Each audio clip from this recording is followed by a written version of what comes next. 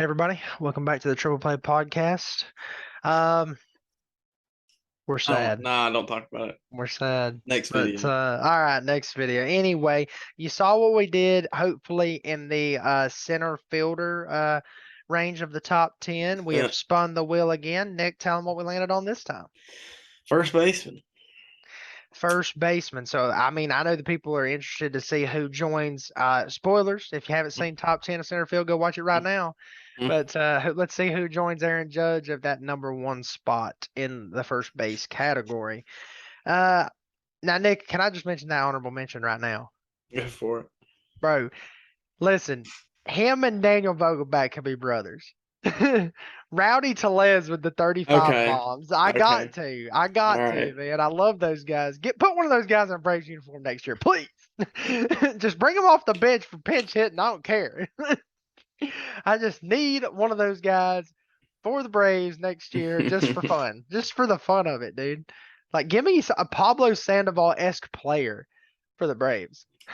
No. Yes, please. No. Anyway, Nick, I'll let you start it out with your number 10. My number 10 is someone you don't like very much. Oh my gosh. And he actually, played a pretty big role for the Phillies in that series against the Braves, Rhys Hoskins. I was thinking about Rowdy, and Rowdy might could sneak on here, but I think Hoskins really stepped up for the Phillies this year. Had a 3.1 WAR, 30 bombs, scored 81 times, and knocked in 79. Had a 332 on base, 462 slugging for a 794 OPS and a 122 OPS plus. So, I mean, it was a nice year, and all those are number down. All those numbers are down from his career averages. So, even still put together a nice year on a down year. Yeah, and I didn't have him on my list, but my number 10 was like swapping back and forth with him in a lot of categories, and that was CJ Cron for the Yeah. Colorado Rockies. Had more RBIs, one less home run, a little bit higher in average, a little bit lower in on base percentage, a little bit higher in slugging, a little bit lower in OPS. He walked a lot less though. I mean, that's probably the biggest stat difference is Rhys Hoskins walked 72 times. Like that's pretty Yeah, freaking that's pretty. That's ridiculous, pretty good. honestly. Like, and then down the stretch, just talking about what he did in the playoffs here recently is just, when he did in that first series wasn't much, but now he's starting to find himself here. Just come through in the spots that he needs to for the team. Rhys Hoskins is. CJ obviously still in a Colorado Rockies uniform. Now, do we know a contract situation on No, Mr. he's CJ Cron? unless he got an extension that I didn't see in the season, he's a free agent now. I'd like to. I think I'd like to see him on a competitor, like on a team that's going to compete, a contender maybe. I just think his numbers will go down when he leaves Coors. Yeah. And Oh, that's the thing. absolutely. And that's the thing about signing guys to deals to make them leave Coors is you have to expect a number fall off, like a little come down. But I mean, Yeah. CJ Cron's had success outside of Coors, but yeah, I would like to see him on a better team. Oh, he's actually signed through 2023. Oh, Yeah. they might have got him another year or Yeah. something. He signed a 2-year, $14 million deal. Um. So he'll be a free agent after next year. Yeah. But as far as his numbers for this season, OBP down just a little bit, slugging down just a little bit. Everything across the boards just took a slight dip. We just dipped down just a touch, but CJ Cron is probably one of the more consistent guys for a team that hasn't been competitive in a bit. So you can't much fault him for, especially like his RBI numbers and stuff like that. Like if he's getting 102 RBIs on a team that's not like super competitive, I mean, I know he's batting in a spot in the lineup that allows him to do so, but I've always liked his swing. I appreciate him in MLB The Show, that's for sure. So I mean, I don't know. I like CJ Cron in the 10 spot there. Yeah. I did not have Cron on mine, but I took him in a late round of the fantasy draft this year, and really, I mean, he was a big help, especially early in the season. He was hot Oh, as a he was. firecracker. Oh my gosh, bro. We Yeah. was thinking MVP earlier in the season. But I'll go ahead with my number 9, and it's Jose Abreu. Okay, he's my number 8, so we can go Okay, ahead yeah, on we can that. go on this one. Yeah. That's good. The White Sox had a down year, and while he did have a down year to his standards of and what we've seen from him in his career. Just a down year, but still a great year. 4.2 WAR. He had 15 homers, a 304 average. Scored 85 times, knocked in 75. Had a 378 on base percentage, which is elite. A 446 slugging, which is I think the lowest clip we've seen in his career. But an 824 OPS for a 133 OPS plus. I mean, that's pretty good Yeah, for a no, good the year. OPS plus sitting, where it has for his career basically. On base percentage up, and I think you see that just out of the maturity of him in the box Yeah, and what he and needs to do. Now, he's signed through this season. So mhm. technically we're looking for some sort of contract next year. Yeah, and I mean, he's about to turn 36, so Yeah. I'm thinking someone's getting him on like a 4 year, probably like 50 to 60 million dollar deal or something like that. Probably, I Or, assume it's the White Sox because he's been with them. He's a lifer. He's a White Sox lifer. It feels like. yeah, I was fixing to say maybe you see a 2 or 3 year hometown discount deal out of him. Just, like I think he knows his power numbers are just going to continue to be kind of where they were this year, Mhm. even though his batting average and OBP, like you would suggest that everything's going to kind of dip down slightly as he goes here. Right. You'll probably see him DHing a lot more Hmm. pretty soon. Now, correct me if I'm wrong. Andrew Vaughn is technically a first baseman, right? He is. Okay, He so he will be playing first whenever Abreu is DHing or gone yeah, if they so decide not so to keep I him. would say pretty soon in the future you'll see Abreu just DHing, and you'll see Vaughn get his full-time spot over at the hot corner. But he does fight in the outfield for him right Mhm. now, so it's as long as Abreu's able to do it, I mean, go ahead. Now my number 9 spot was Mr. Anthony Rizzo. He's my number 8, so we can we Okay, can we so can co flip this one flop too. You back take and the lead forth. on this one though. Okay, another guy that come out the gate pretty hot, Anthony Rizzo, a guy that everybody was worried about the Yankees being in the Freddie Freeman sweepstakes. Maybe they got a chance. Maybe the Yankees trade for Matt Olson. Hmm. But no, they kind of just stuck with Rizzo, and everybody's like, yeah, maybe. Well, on base percentage was a tick down on the career, but slugging was right there where it needed to be. OPS was kind of close. OPS plus higher than he had in his career. Yeah. 32 home runs. I feel like that's very serviceable out of Mhm. Anthony Rizzo. And he's 33. He's not too terribly old or anything like No. that. Dealt with some injuries. That's why you only see 75 Hmm. RBIs on his stat line there. So I mean, you could have seen another close to 100 at bats. He could get closer to the 40 mark. I think if you give him 600 ABs, so another 135, he gets to 40 bombs, probably 100 RBIs. Yeah. And it looks a lot better, and the WAR comes up with those homers and RBIs. Hmm. It just the missing some time really hurt Rizzo's advanced number, like stuff like WAR and stuff like that. Yeah, and stuff like that can actually hurt your timing and hurt your rhythm, and Hmm. bring down the batting average as well. So, and when a guy comes back, sometimes he's not as comfortable. Sometimes he presses a little bit more than he normally would, and that's where you can see some on base percentage numbers dip too. You hate to see guys get hurt, but some of these bigger, stronger, first baseman types and everything, they do miss some time with injuries and everything. So, but no, you know, thankfully the Yankees made the right decision in bringing him back. Yeah. Number 7. Now for me, number 7 is it. Wait, did you not? Did you say your number 8? Yeah, my number 8 was Jose Abreu. Oh, We're yeah, talking that's right, about that's him, right, yeah. that's right. Now I will say I feel like 4 through 7 could go a lot of ways. Um, number 7 for me, and I know I think you said he was your number 5. But number 7 for me was Mr. Matt Olson. Uh, Nothing against Matt Olson. Loved what he did for the Braves this year. Just some stats that stick out to me with for some other guys. Uh, some guys that I probably wouldn't take over Matt Olson. There's one that's I'm probably like right there together. My number 5 and 6, I wouldn't take those guys over Matt Olson by any means. Hmm. Matt Olson, a guy with 34 bombs, 103 RBIs. Played in every ball game this Mhm. year. Consistency. As far as being out there and doing what he Right. needs to do. On base percentage at 325, slugging 477, OPS 802, and OPS plus at 122. So the numbers are down a little bit, but the Braves get what they needed out of the first base side. Yeah, he's second in the NL on extra base hits, one behind his counterpart at third base, Austin Riley.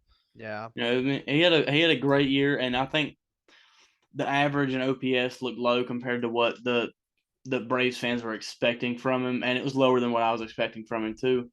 But I mean, he really just had like a about a month long stretch of just total butt cheeks at the plate, Yeah. and that really hurt his average and his OPS numbers. Like I think he'd have been around probably if he keeps that hot streak at the end of the year and it's just normal, he's probably hitting 260 with a 830 OPS and probably a few more homers and RBIs too.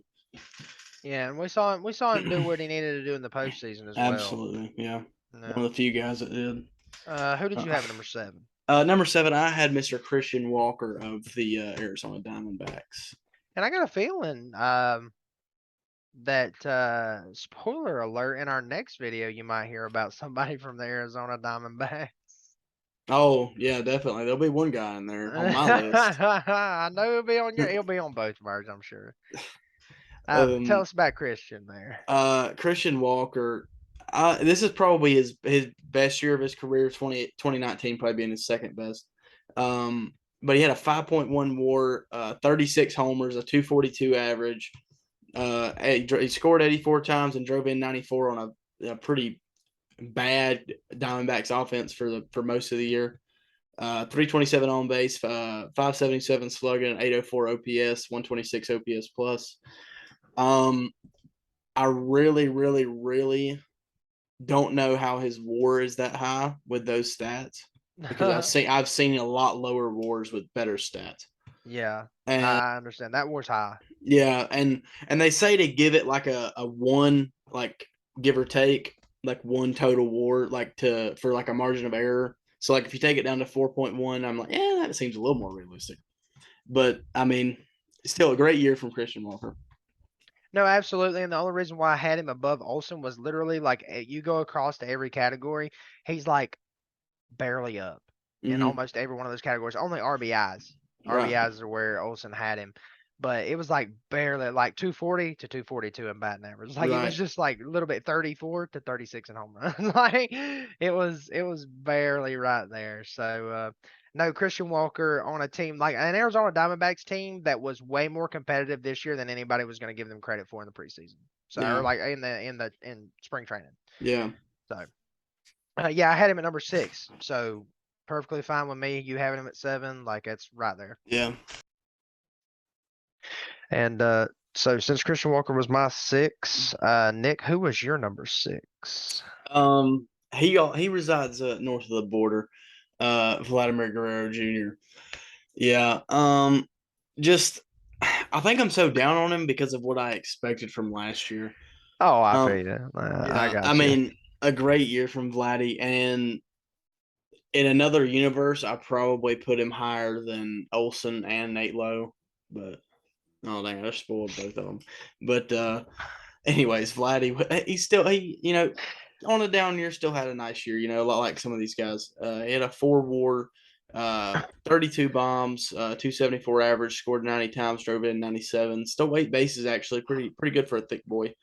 339 on base, 480 slugging, and 818 OPS, a 132 OPS plus. All of those lower than career averages, but still, a great year. And he's still young. We're going to see a lot out of this guy in the future.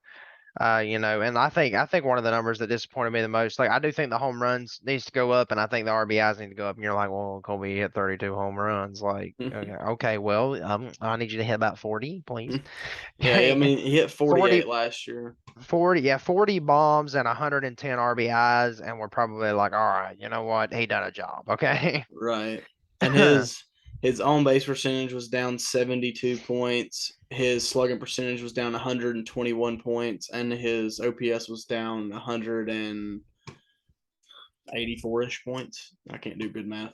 Yeah. But still, just like a crazy down year, and still had a great year. Yeah. My number 5 guy, I actually just had trouble finding him on Baseball Reference. It made me type in his whole first name. So Nate Lau, better known as Nathaniel Lau on Baseball Reference.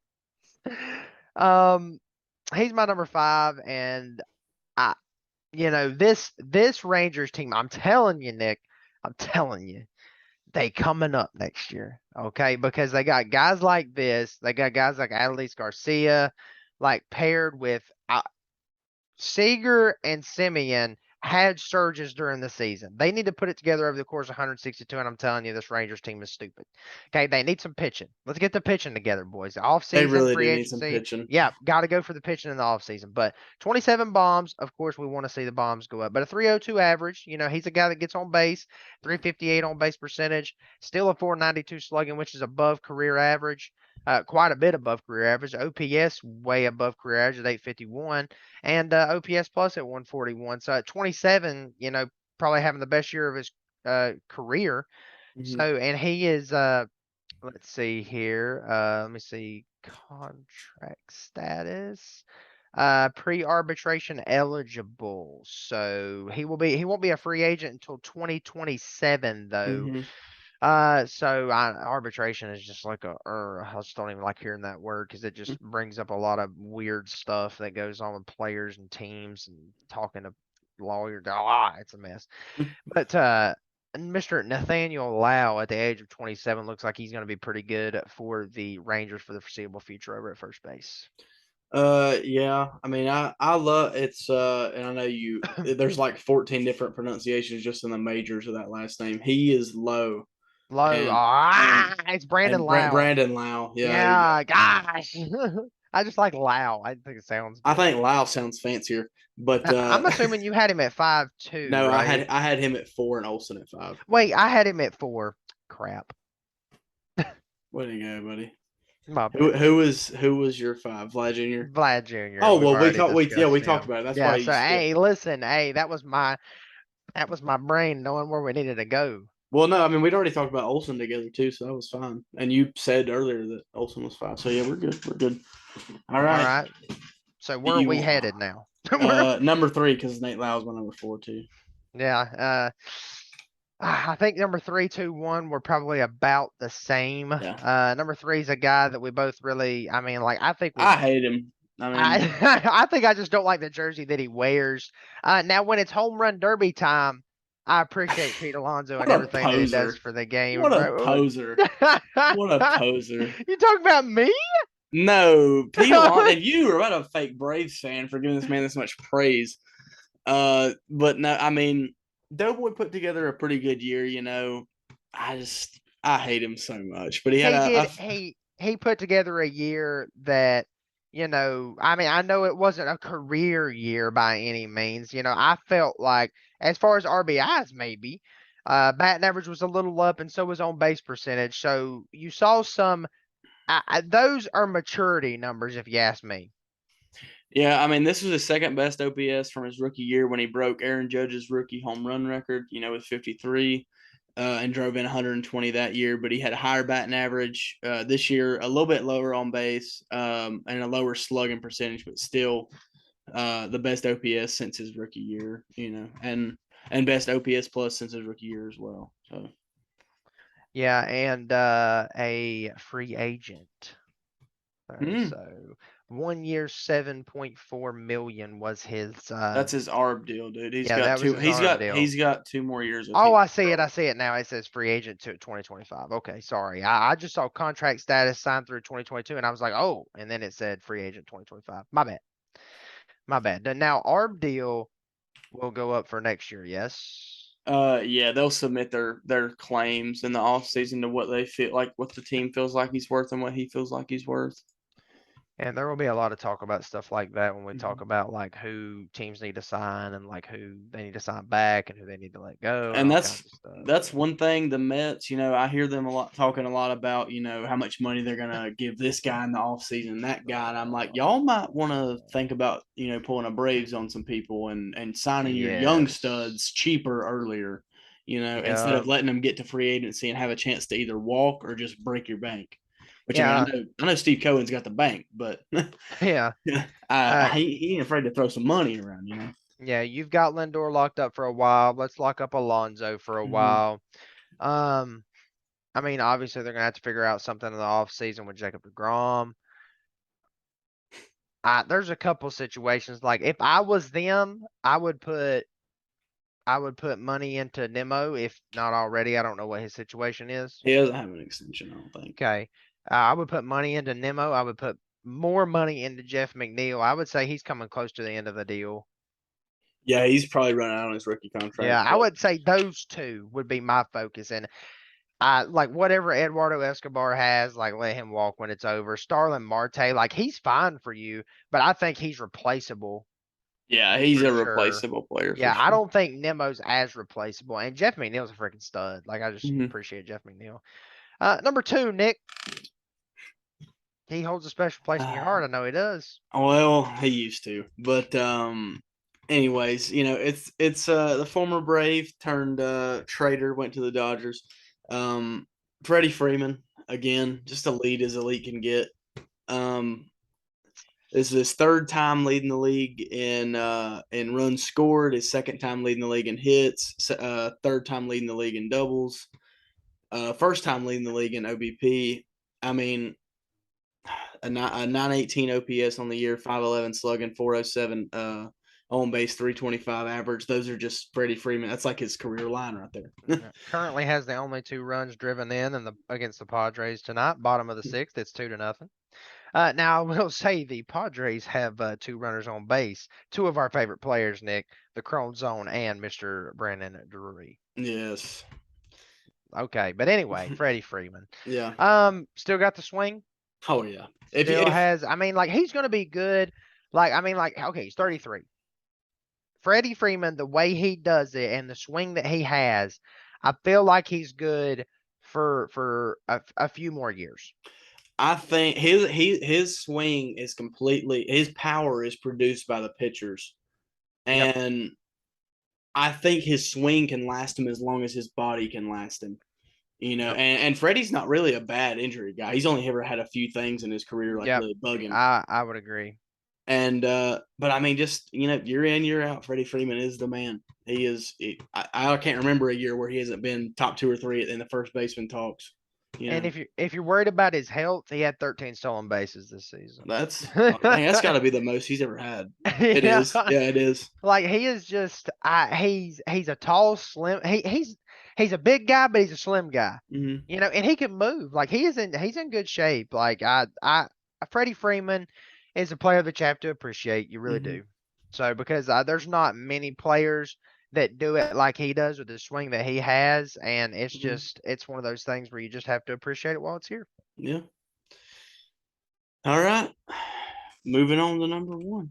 Mr. Probable MVP himself, Should be. Mr. 0 for 8 in the postseason, Mr. Oh, I didn't have to do him dirty like that. I'm sorry. Listen, him and his buddy Arenado must have been staying side by side in the hotel. Must have been something in the vents because it didn't work out for him. But anyway, okay. Paul Goldschmidt, 35 bombs, 317 batting average. Colby's dying on the show.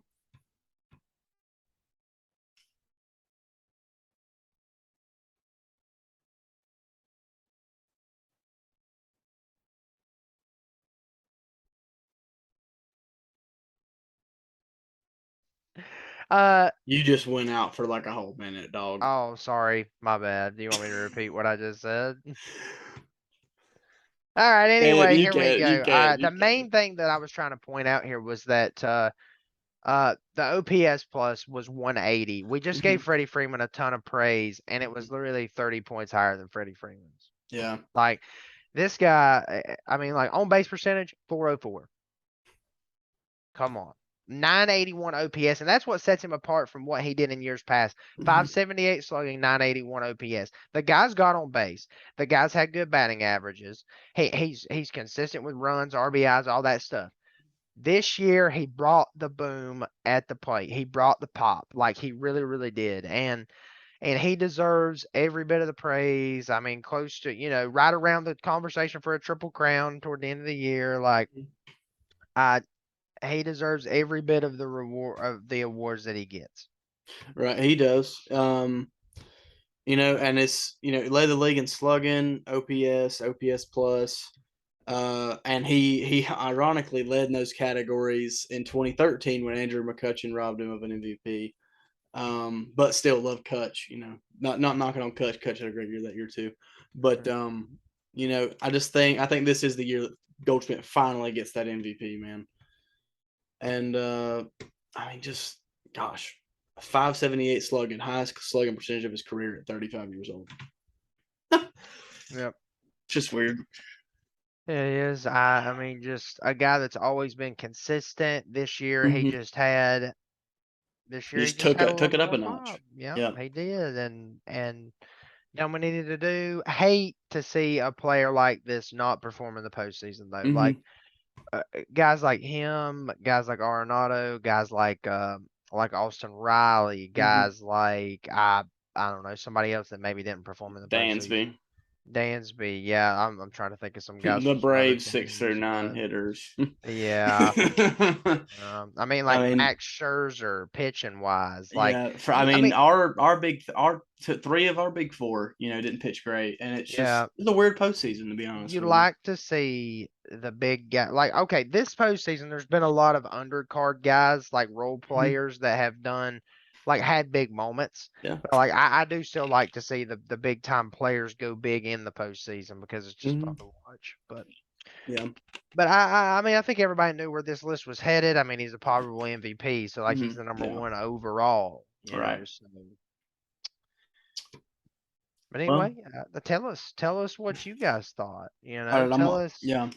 who the number one is for y'all. I mean, if it ain't Paul Goldschmidt, we might have to have a rough argument, at least for It's this year. Maybe not in your somebody, rankings going forward, but Phillies fans in the comments everywhere. Reese Hoskins. hey, I had him on my list. I gave him some respect, I didn't. but Dog me in the comments. Hey, we I appreciate 51 subscribers, by the yeah, way. hey, y'all are some kings for real. Yes, I said before the Braves series, but listen, the Braves didn't. We had 51 before they got knocked out.